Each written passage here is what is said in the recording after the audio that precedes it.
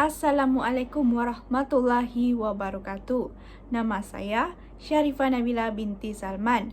Nombor kad metrik saya C19E0805. Hari ini saya akan membentangkan tugasan akhir saya iaitu bagi subjek warisan dan arkeologi. Untuk tugasan ini saya diberikan kepada dua bahagian iaitu bahagian A dan bahagian B. Untuk bahagian A, saya akan membentangkan untuk soalan yang pertama iaitu apakah yang dimaksudkan dengan kerajaan maritim. Kebanyakannya kerajaan maritim terletak di persisiran pantai dan muara sungai kerana ianya utamanya berasaskan kegiatan perdagangan laut dan menjalankan kegiatan perdagangan laut dan sungai menjadi laluan utama kerajaan maritim. Ciri-ciri kerajaan maritim adalah aktiviti utama adalah membina kapal dan menjalankan aktiviti perikanan. Pusat pentadbirannya tertumpu di kawasan muara sungai. Pelabuhan merupakan pusat perdagangan, pusat jual beli, tempat menyimpan barang pedagang dan tempat persinggahan pelayar. Kerajaan maritim berfungsi sebagai orang tengah iaitu tempat pengumpulan dan pengedaran barangan mentah. Antaranya, barang yang diperdagangkan adalah hasil hutan, rempah ratus, gaharu, cendana, damar dan ubat-ubatan. Pelabuhan interport adalah pelabuhan utama yang menjalankan kegiatan perdagangan yang menjual barang mentah ke India, China, Arab dan Eropah. Pusat pentadbirannya tertumpu di kawasan muara sungai. Antara contoh kerajaan maritim ialah Sriwijaya, Champa, Chittu, Kedah Tua dan Majapahit. Untuk soalan kedua untuk bahagian A adalah adakah terdapat data-data arkeologi yang membuktikan wujudnya perdagangan di antara kerajaan luar dengan kerajaan maritim di alam Melayu ketika zaman proto-sejarah. Antara data-data arkeologi yang telah membuktikan wujudnya perdagangan di antara kerajaan luar dengan kerajaan maritim di alam Melayu ketika zaman proto-sejarah ialah Lembah Bujang.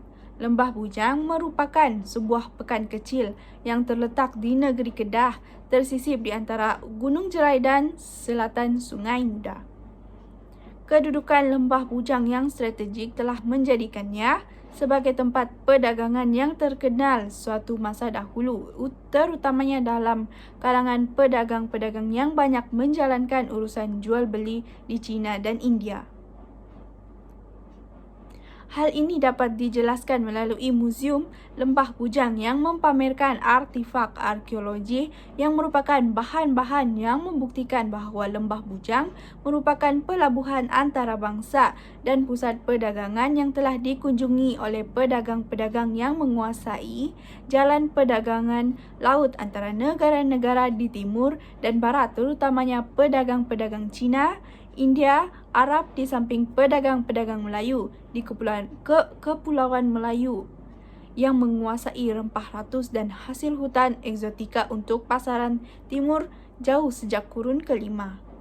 Koleksi arkeologi yang terdapat di Lembah Bujang sebagai pusat perdagangan utama di Asia Tenggara pada kurun ketiga Masihi hingga ke-14 Masihi ialah terdiri daripada bahan dagangan yang dibawa oleh pedagang-pedagang Arab, Cina, India serta pedagang-pedagang maritim tempatan di Kepulauan Melayu seperti seramik, manik-manik kaca dan rempah ratus. Selain itu, tinggalan seni bina candi-candi yang mempunyai kaitan dengan kepercayaan dan pemujaan yang menunjukkan wujudnya kepercayaan agama Hindu-Buddha yang menjadi amalan sebahagian dari masyarakat berdagang di Lembah Bujang. Penemuan candi atau kuil di Lembah Bujang pada 1957 menarik minat pakar-pakar arkeologi terutamanya dari India untuk mengkaji sejarah sebenarnya. Dengan penemuan itu, kewujudan pengaruh agama Hindu di Lembah Bujang sejak zaman peradaban Kedah Tua tidak dapat dinafikan dan ini secara tidak langsung telah menjadikan Lembah Bujang sebagai tapak tamadun agama Hindu. Mengikut catatan sejarah yang tersimpan di India, telah wujud perjanjian damai antara Kedah dan Kerajaan Cholan sekitar kurun ke-10 sebelum Masihi, ketika puteranya iaitu Rajendra Cholan memerintahkan supaya sebuah candi dibina di Lembah Bujang. Ini bermakna sebelum penjajahan Portugis, Belanda dan British sudah terdapat pengaruh Hindu di tanah Melayu terdahulunya. Penduduk tempatan pada hari ini percaya bahawa candi-candi yang telah ditemui di Lembah Bujang adalah milik orang Melayu pada zaman dahulu yang pernah menganut agama Hindu sebelum kedatangan Islam. Oleh itu, jelaslah bahawa penemuan artifak-artifak lama di Lembah Bujang menjadi bukti penemuan berlakunya jual beli antara pedagang-pedagang ini dengan penduduk tempatan. Selain itu, data arkeologi yang membuktikan wujudnya perdagangan di alam Melayu adalah di Guar Kepah. Data arkeologi dan data saintifik adalah dipercayai bahawa masyarakat di Guar Kepah berjaya mengadaptasi cara hidup di kawasan pesisir pantai.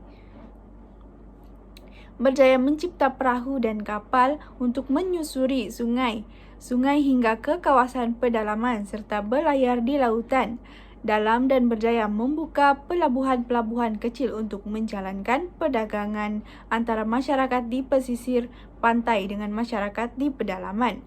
Kedatangan pedagang-pedagang asing dari India, Parsi dan Cina ke Nusantara untuk mencari emas, hasil hutan, air bersih dan makanan rempah dan timah membolehkan masyarakat pesisir pantai menjadi orang tengah.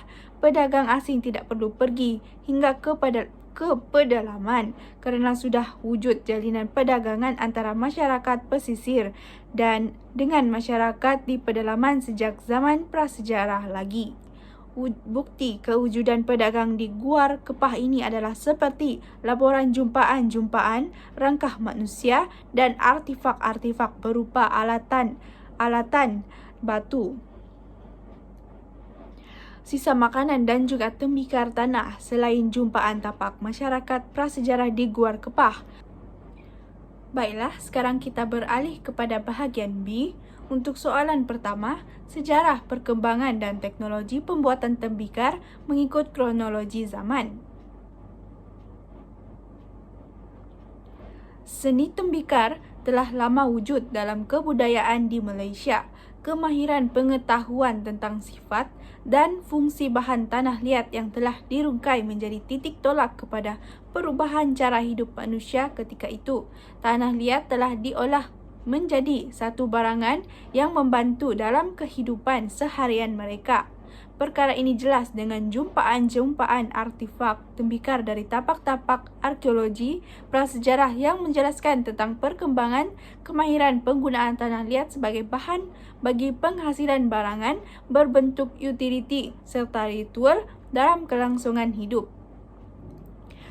Dengan demikian, apabila mempersoalkan tembikar prasejarah, kita berhadapan dengan satu kenyataan bahawa manusia pada zaman itu sudah berupaya dan mempunyai kebolehan mencipta sesuatu yang baharu dalam sejarah perkembangan kebudayaan mereka. Perubahan ini juga menjelaskan persepsi dan makna bahawa masyarakat sudah melangkah setapak ke hadapan dalam meningkatkan taraf kehidupan mereka. Secara tidak langsung, ianya juga memperlihatkan daya kreatif dan seni kraftangan manusia yang tinggi mutunya. Barangan tembikar yang dihasilkan tidak sahaja berperanan sebagai barangan utiliti tetapi juga merupakan satu hasil yang melibatkan kelahiran nilai-nilai estetika pada barangan ciptaan mereka.